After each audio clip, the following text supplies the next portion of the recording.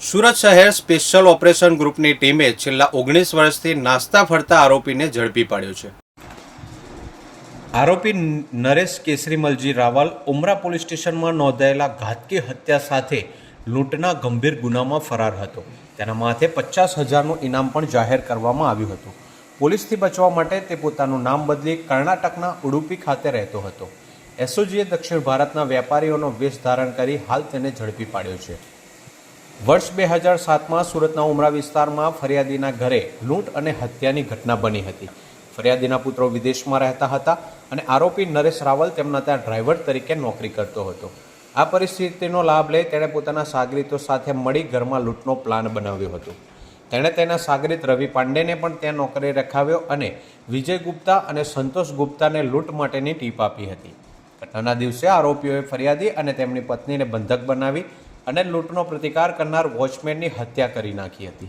ત્યારબાદ તેઓ ઘરમાંથી સોનાના ઘરેણાં અને વિદેશી કરન્સી સહિત કુલ 2 લાખ રૂપિયાથી વધુની કિંમતની વસ્તુઓની લૂંટ ચલાવી ફરાર થઈ ગયા હતા।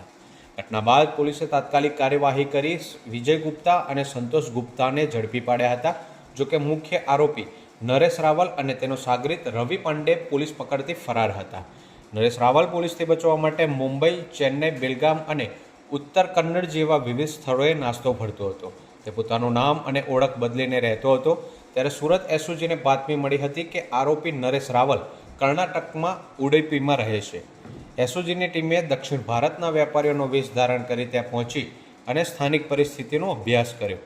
આરોપી ઉડુપીમાં પોતાનું નામ નિર્મલ કેસરમલજી કોરાવલ રાખી મજૂરી કરતો હતો। સુરત એસઓજીને બાતમી મળી કે આરોપી નરેશ રાવલ ઉડુપીમાં રહે છે। ત્યારે એસઓજીની ટીમે વેપારીઓનો વેશ ધારણ કરી આરોપીને ઝડપી લીધો છે। એક જે આરોપી છે જેના ઉપર 45,000નું ઇનામ જાહેર કરવામાં આવ્યું છે એવા આરોપીને ગત રોજ ઝડપેલ છે। આરોપીનું નામ છે નરેશ કેસરીમલ રાવલ, ઉંમર વર્ષ 40, કે જે મૂળ રાજસ્થાનનો રહેવાસી હતો અને 2007ની અંદર જ્યારે સુરત રહેતો હતો ત્યારે ડ્રાઈવર તરીકે નોકરી કરતો હતો અને ત્યારે એને બીજા લોકો સાથે મળી અને એક સિક્યુરિટી ગાર્ડની મર્ડર કરેલું અને લૂંટ ચલાવેલી। ત્યારબાદ એ નાસ્તો કરતો હતો। પહેલાં મુંબઈ ગયેલો, ત્યારબાદ ચેન્નઈ ગયેલો અને બેલગામ એમ ફરતા ફરતા એસઓજીની ટીમને માહિતી મળી કે આ વ્યક્તિ જે છે એ કર્ણાટકના ઉડુપીમાં રહે છે, નામ બદલીને રહે છે। ત્યાં નામ નિર્મળ કેસરીમલ કોરાવર તરીકે રહેતો હતો। ત્યાં એસઓજીની ટીમ જઈ અને એને ઝડપી પાડેલો છે અને આ આરોપી છે એના ઉપર 45,000 રૂપિયાનું ઇનામ છે અને આ વ્યક્તિ જે છે અત્યારે લૂંટ વિથ મર્ડર ઉમરાના ગુનામાં પકડાયો છે। તે ઉપરાંત એના વિરુદ્ધમાં ઉમરા અને ઉધનામાં ચોરીના પણ અગાઉ ગુના દાખલ થયેલ છે। સુરતમાં શાકભાજીના ભાવમાં જબરજસ્ત ઉછાળો જોવા મળી રહ્યો છે। એક જ સપ્તાહમાં કોબીજ અને દૂધીને બાદ કરતા તમામ શાકભાજીના ભાવ 70 રૂપિયાથી વધુ પહોંચી ગયા છે। રાજ્યભરમાં ખાબકેલા ધોધમાર વરસાદને પગલે શાકભાજીની આવક ઘટી ગઈ છે। ખેતરોમાં પાણી ભરાઈ રહેતા શાકભાજી નાશ પામે છે, જેને કારણે શાકભાજીનો ઉતાર ઓછો થઈ ગયો છે। ખાસ કરીને ભીંડા, ગુવારસિંગ, પાપડી, તુવેર, રીંગણની આવક ખૂબ જ ઘટી ગઈ છે। સામાન્ય રીતે દક્ષિણ ગુજરાતમાં જોવા મળતા રીંગણ હાલ સુરત એપીએમસી માર્કેટમાં ક્યાંય જોવા મળતા નથી। સપ્તાહ પહેલાં તુવેરસિંગની આવક 13 ટન હતી, જે ઘટીને હવે 8 ટન થઈ ગઈ છે। તેવી જ રીતે ગુવારસિંગ ઘટીને 24 ટનથી 19 ટન થઈ છે। પાપડી 15 ટનથી ઘટીને 13 ટન થઈ છે। ત્યારે આવી જ રીતે મોટાભાગના શાકભાજીની આવક ઘટી જવા પામી છે। હાલ લીંબુના ભાવ પણ 70 રૂપિયા છે। સામાન્ય રીતે લીંબુ આ સિઝનમાં 30થી 40 રૂપિયા કિલો મળે છે। ત્યારે સુરત એપીએમસીમાં સુરત શહેરના છેવાડાના વિસ્તાર એવા માંડવી, માંગરોળ, ઉમરપાડા તેમજ બારડોલી વિસ્તારની સાથે તાપી, સૌરાષ્ટ્ર તેમજ નાસિક, મધ્યપ્રદેશ અને મહારાષ્ટ્રના અન્ય વિસ્તારમાંથી શાકભાજી આવે છે।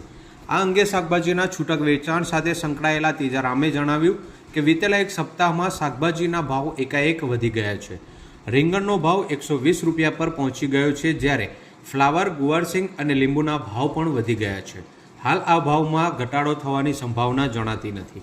છેલ્લા 15 દિવસથી આપણે જોઈએ છીએ કે વરસાદની જે પેટર્ન આ વર્ષે થઈ છે, જ્યાં પર પડે છે ત્યારે ભારેથી અતિભારે વરસાદ પડે છે અને શાકભાજીના અમુક પાકો એવા હોય છે કે જે વધારે વરસાદનો પાણી ઘેરાય ખેતરમાં એટલે શાકભાજીનો નાશ થાય છે। આ કારણથી અત્યારે શાકભાજીના ભાવોમાં અને તેમાં બી ખાસ કરીને જે શાકભાજી પાણીમાં ટકતી નથી એવી શાકભાજીઓમાં એવો ભાવ વધારો થયો છે કે કદાચ 3 થી 4 ગણો ભાવ વધારો એક જ મહિનામાં થઈ ગયો છે. દાખલા તરીકે ગુવાર સિંગ, તુવેર સિંગ, પાપડી, રીંગણ, આ જે અમારા ત્યાં આજથી 1 મહિના પહેલા જે 400 થી 500 રૂપિયા પ્રતિ 20 કિલોની એવરેજમાં વેચાતા હતા એ આજે 1800 થી 2000 રૂપિયા પ્રતિ 20 કિલો અમારી માર્કેટમાં જથ્થાબંધ વેચાય છે. એનું એક મેઇન કારણ તો આપણા ગુજરાત અને મહારાષ્ટ્ર, કારણ કે આપણા ત્યાં મહારાષ્ટ્રમાંથી બી શાકભાજીની આવક ઘણી થતી હોય છે. એટલે આ વિસ્તારોમાં બહુ ભારે વરસાદ પડવાના કારણે ખેડૂતોના પાકનો સંપૂર્ણ નાશ થઈ ગયો. બીજું, નવા પાક લેવા માટે જે વરસાદે વિરામ લેવો જોઈએ એ વિરામ, જેને ખેડૂતો વરાપ કહે છે, કે એ સમય પર નવી શાકભાજીનું એ રોપાણ કરે અને પછી એના હાથમાં આવે, તે પણ અત્યારે નથી આવી. એના સાથે સાથે આજની તારીખમાં આપણે જોઈએ તો હિમાચલ, ઉત્તરાખંડ, પંજાબ અને જમ્મુ કાશ્મીર, યુપી, બિહાર, આ વિસ્તારોમાં પૂર જેવી પરિસ્થિતિઓ સર્જાવાના કારણે ત્યાંના સ્થાનિક ખેડૂતોના પણ પાકનો નાશ થયો. હવે એ અત્યારે જે એ લોકોને શાકભાજી જોઈએ એટલે સ્વાભાવિક છે અત્યારે ગુજરાતમાંથી આ શાકભાજીનો નિકાસ ત્યાં થઈ રહ્યો છે. એટલે આપણા ત્યાં તો શોર્ટેજ હતી, એમાં પણ પાછી શોર્ટેજ થઈ. આ કારણસર ભાવો વધારો થયો છે. હવે આવનારા દિવસો, અત્યારે વરસાદે વિરામ લીધું છે અને આપણે માલિકને પ્રાર્થના કરીએ કે વરસાદ આ રીતથી વિરામ લેશે અને નવો પાક ખેડૂતોને પાછો સારી રીતે એમના હાથમાં આવશે અને બજારોમાં ઠલવાશે એટલે શાકભાજીના ભાવો અંકુશમાં આવી જશે. એપીએમસીમાં હાલમાં કેટલી આવક અલગ અલગ પાકોની છે?